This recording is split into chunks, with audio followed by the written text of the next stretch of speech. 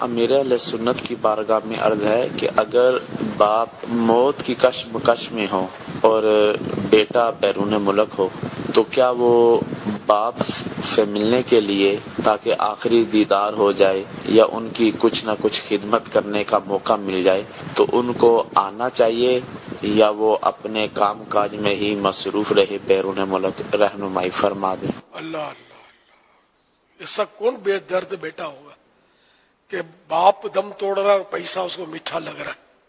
تو کوئی ہوگا، ہوتے ہوں گے ایسے بھی، ظاہر ہے کہ اس کو تو کوئی بھی پسند نہیں کرے گا ایسے نالائق بیٹے کو کہ جو باپ کو مرتا چھوڑ کر پیسوں کے چکر میں اور دنیا کی رنگ رلیوں میں پڑا رہے۔ توبہ استغفر اللہ۔ ہر صورت میں اس کو ہر جائز طریقہ استعمال کر کے، چاہے نوکری جاتی ہو تو کل جاتی ہو تو آج چلی جائے، باپ کے قدموں میں حاضر ہونا چاہیے، اس کو خدمت کرنی چاہیے۔